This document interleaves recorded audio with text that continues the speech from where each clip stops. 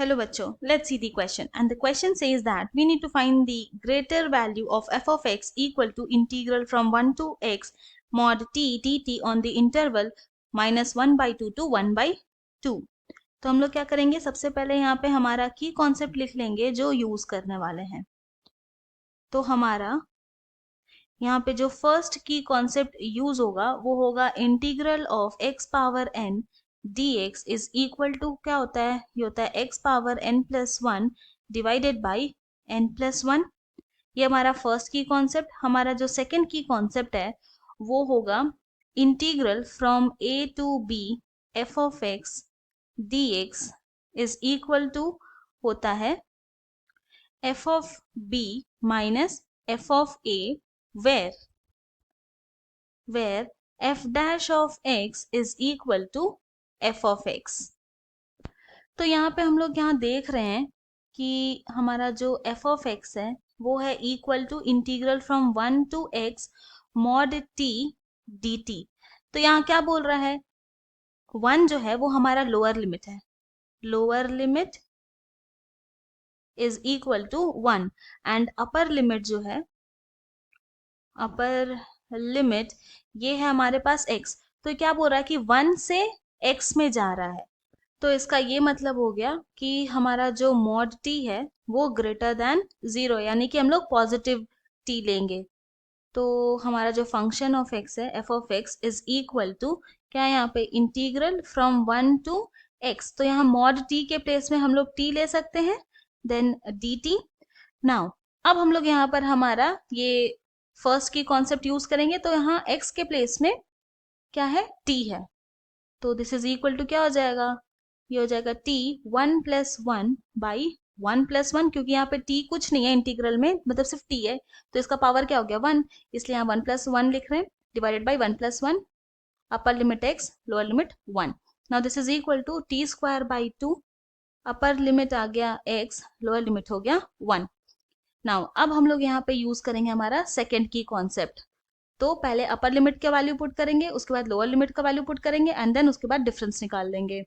तो ये हो जाएगा x square by t minus 1 by 2. Now this is equal to, इस तरह लिख सकते हैं ना कि एक्स स्क्वायर माइनस 1 बाई 2. तो हमारा एफ ऑफ एक्स हो गया x square minus 1 by 2. Now अब हम लोग क्या करेंगे, डिफ्रेंशिएट करेंगे बोथ द साइड. तो differentiating both side with respect to x. तो f of x क्या हो जाएगा, f dash of x equal to, यहां पर अगर इसको डिफ्रेंशिएट करेंगे तो हमारे पास आ जाएगा 2x डिवाइडेड बाई 2, 2 कैंसिल हो गया, यानी कि हमारे पास क्या आ गया, x आ गया. नाउ अब नेक्स्ट स्टेप में क्या करेंगे कि f डैश ऑफ x को इक्वल टू 0 ले लेंगे. तो हमारा f डैश ऑफ x क्या आया था, x आया था, दिस इज इक्वल टू 0, यानी कि x क्या हो गया, 0 हो गया.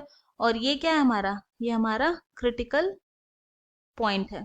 x इक्वल टू 0 जो है वो हमारा क्रिटिकल पॉइंट है. और यहाँ पे हम लोग देख सकते हैं कि जो हमारा फंक्शन है f ऑफ x वो क्या आ रहा है, इज इंक्रीजिंग फंक्शन, इंक्रीज कर रहा है.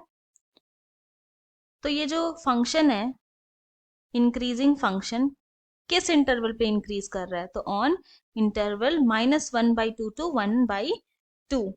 तो यहाँ पे हम लोग क्या बोल सकते हैं कि फंक्शन जो है वो मैक्सिमम कब होगा, जब 1 बाई 2 पे होगा. तो देयरफॉर हम लोग बोल सकते हैं कि f of x is maximum at x equal to 1 by 2, क्योंकि ये इंक्रीज कर रहा है इसीलिए. तो अब क्या करेंगे हम लोग, f ऑफ 1 बाई 2 निकालेंगे. क्यों ऐसा कर रहे हैं, क्योंकि यहाँ पर हमें यहाँ पे बोला गया है कि हमें greater value of f of x निकालना है on interval minus 1 by 2 to 1 by 2 में. और अभी हमने इंटीग्रेट किया था तो हमारा जो फंक्शन आया था वो क्या था, एक्स स्क्वायर माइनस 1 बाई 2. तो बस यहाँ x के प्लेस में 1 बाई 2 पुट कर देंगे, तो ये हो जाएगा 1 by 2 square minus 1 divided by 2. So this is equal to 1 by 4 minus 1 by 2. Now this is equal to 1 minus 4 by 4 multiplied by 2. तो अब इसको और सिंप्लीफाई करेंगे तो हमारा फंक्शन ऑफ 1 by 2 आ जाएगा क्या, ये हो जाएगा -3/8। Hence the greater